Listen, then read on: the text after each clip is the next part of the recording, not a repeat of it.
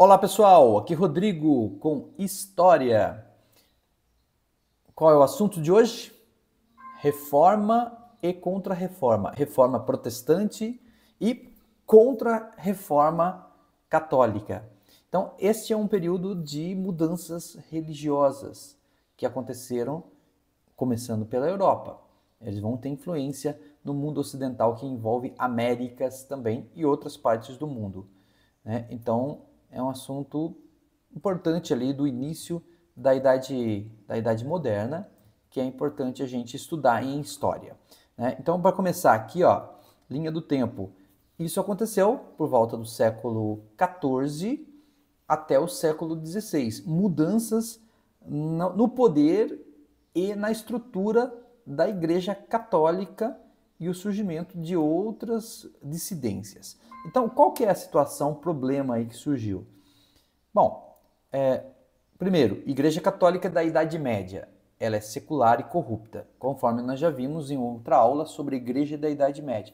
Quando falamos da Igreja, referimos-se à Igreja Católica. Surgiu ali, lá da antiga Roma, antigo Império Romano, e foi se permitindo, então, como a igreja principal, a religião principal do Império Romano.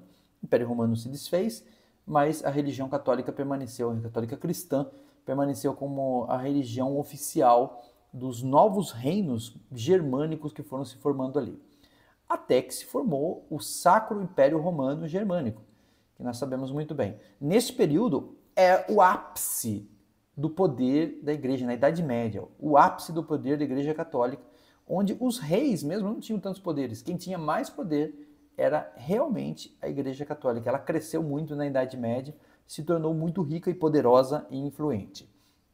Só que ela também era muito corrupta e secular. O que quer dizer isso? Quer dizer, ela não estava tão voltada, né, ó, secular. Igreja Católica da Idade Média estava mais voltada para assuntos de dinheiro, de riquezas, assuntos políticos do que espirituais, do que o contato com Deus, do que a paz e a tranquilidade de espírito, entende? Então, assim, existiam muitas críticas em cima da Igreja Católica nesse final aí da Idade Média, começo da Idade Moderna, por causa dessa característica aí. Então, ó, filósofos humanistas, porque surgiu o humanismo, o renascimento. Então, esse florescimento do pensamento racional, né, e a permissão da leitura da Bíblia, isso é uma outra coisa importante também. Então, a partir do momento que as pessoas têm acesso, por causa da prensa de Gutenberg, a Bíblia escrita, elas começam a entrar em contato com o verdadeiro, com a espiritualidade verdadeira, começam a questionar a igreja. Então, os filósofos humanistas culpam a igreja pela miséria do povo, inclusive, pela miséria de espírito e de dinheiro também. Então, aí tem o John Wycliffe, John Huss, Martinho Lutero. Então, são pessoas religiosas, mas também filósofas e que começam a protestar.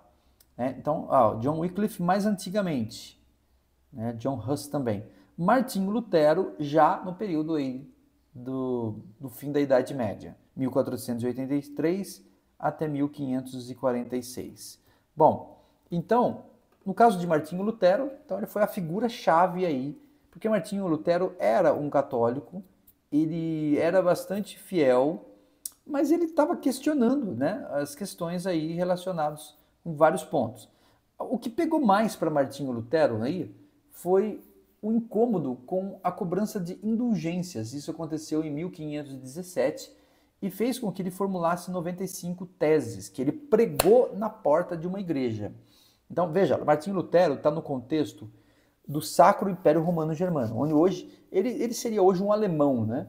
Então ele morava ali na região onde hoje pertence à Alemanha, na época pertencia ao Sacro Império Romano Germânico, aquele império que era meio que conchavo com a igreja e os reis, chamados também de imperadores.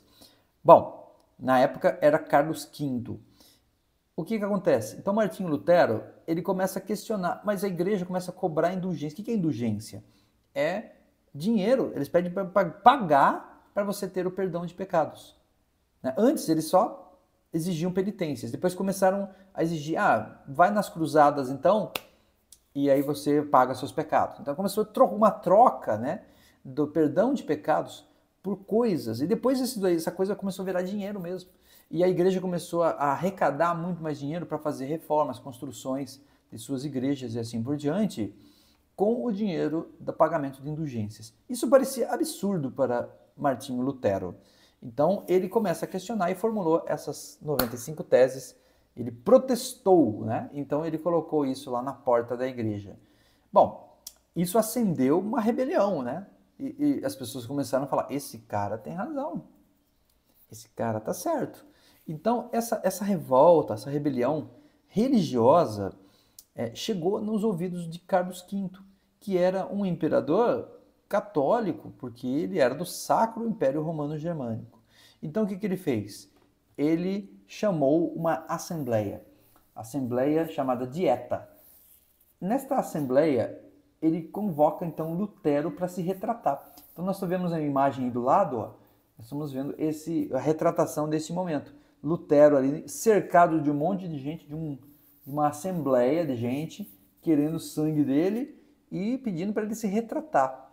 Só que Martinho, de frente a frente com Carlos V, ele não se retrata, ele não pede desculpa e confirma que ele ainda está revoltado, que ele ainda está protestando. E aí então, o pessoalzinho quer prender ele, né? Aí ele sai meio na maciota ali, dá uma escapada e vai na casa de um amigo dele, num castelo de um nobre ali que era meio dissidente também, meio pró-protesto, né, contra a Igreja Católica, e aí ele fica refugiado nesse castelo ali. Então teve que passar muito tempo ali, senão ele ia ser preso, morto, provavelmente. Então ali dentro ele se refugia, e ali ele tem então uma oportunidade de fazer o quê? Ele escreve mais textos e ele traduz a Bíblia, que era proibido traduzir para idiomas, porque era em latim a Bíblia. Então ele quis traduzir para alemão, inglês, né? Então ali ele faz isso, né? E o protesto dele então ganha mais corpo. E aí a coisa começa a ficar mais, né? Porque ele tem o apoio de uma boa parte da população. Ele tem o apoio de alguns nobres também ali da época, né? Ele estava num castelo de um deles, e isso também ajuda Martinho Lutero a seguir adiante nas suas ideias. Bom, com o tempo, o que acontece? Essa revolta, que tentou ser calada por meio de Carlos V, não deu certo, né? Ela continuou. Então os protestos continuam. Aqui tem o Martinho Lutero aí do lado, né? E esses protestos começam a avançar a ponto de eles começarem a substituir clérigos católicos por luteranos. Então chega lá na igreja, né, as pessoas já adeptas das ideias de Lutero, elas começam a falar assim: não, se esse padre não mudar de ideia, continuar falando, fazendo a missa católica aqui, nós vamos expulsar ele. Então eles começam a expulsar mesmo alguns clérigos católicos e substituí-los por luteranos. Carlos V tenta impedir, só que ele tenta falar com os príncipes, que tem 14, 6 são contra. 6 de 14. Então a coisa está difícil de manter.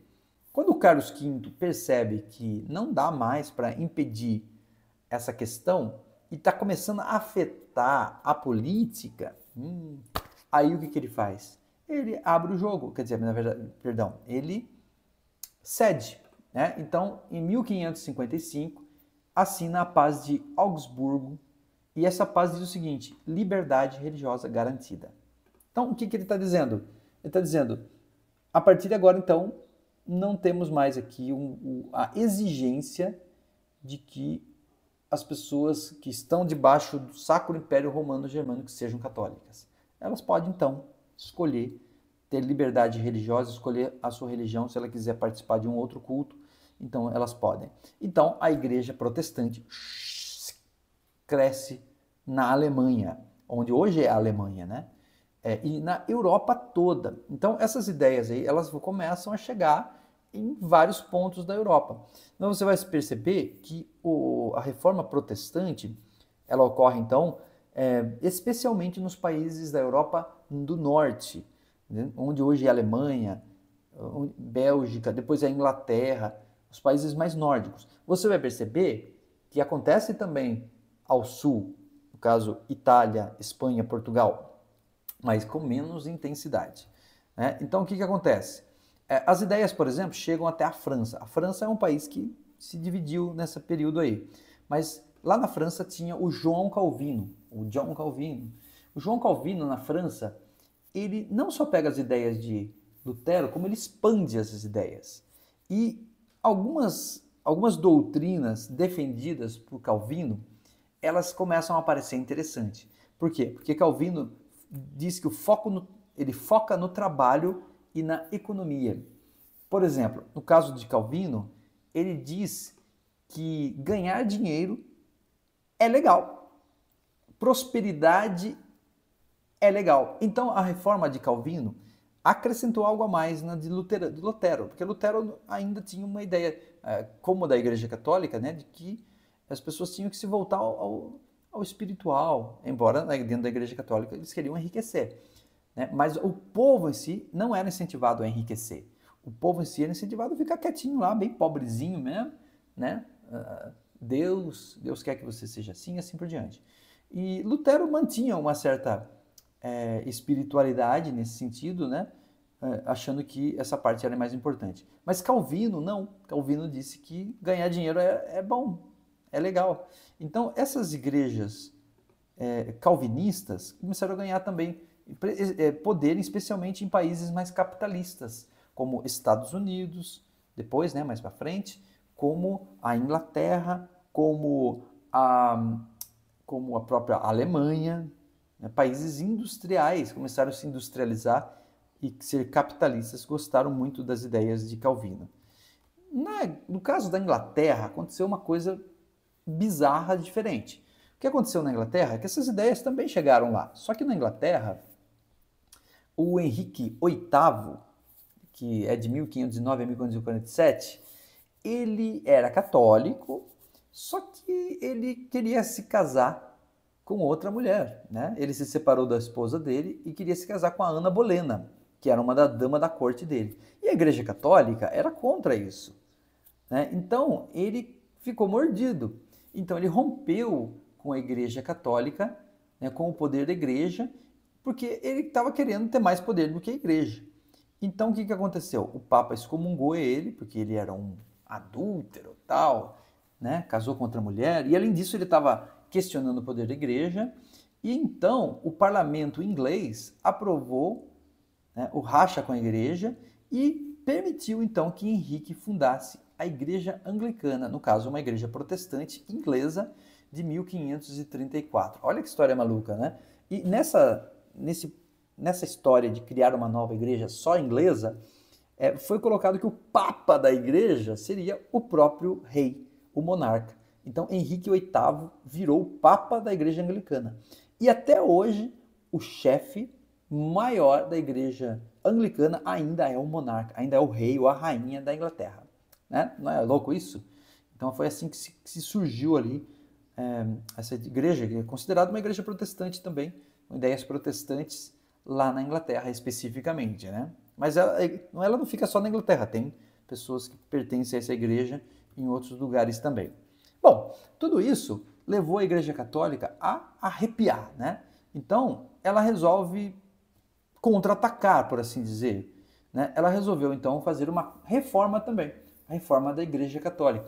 Por quê? Já que ela estava sendo alvo de protestos, que ela era muito secularizada, muito corrupta, então eles falam, tá bom, então vamos reformar a igreja, vamos fazer reformas e recuperar, né, o campo perdido. Então ela percebe, né, que ela precisa ganhar reputação novamente, está perdendo a reputação, né, moralizar, entre aspas, a igreja, né? Então eles começam a fazer algumas mudanças. Por exemplo, criaram as ordens, como Ordem dos Capuchinhos, que defendiam a pobreza, então tentando se aproximar mais do povo mais simples. Também criaram a Companhia de Jesus, os jesuítas, para difundir a igreja. E isso tem impacto violento no Brasil e em outros países, porque a igreja então envia jesuítas para as suas colônias, né, de países como Portugal, Espanha, Itália, que continuam bem ainda católicos, enviam então pessoas para catequizar, para difundir a igreja e ganhar mais adeptos, porque está perdendo na Europa, né?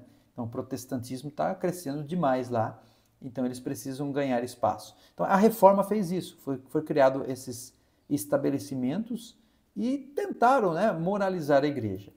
No entanto, o mais curioso é que foi feito um concílio, né, que é uma reunião ali, né, Concílio de Trento, uma reunião do Papa com os principais bispos em Trento, em 1545 até 1563, uma coisa bem longa, né? E durante esse período, então, eles decidiram manter algumas coisas que eram alvos do protesto, como, por exemplo, as indulgências. Não pararam de cobrar indulgências.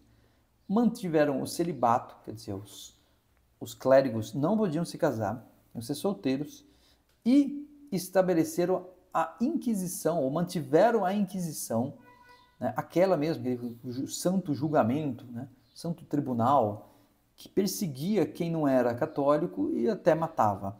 Mantiveram isso e ainda ganhou força em países como a Espanha e Portugal.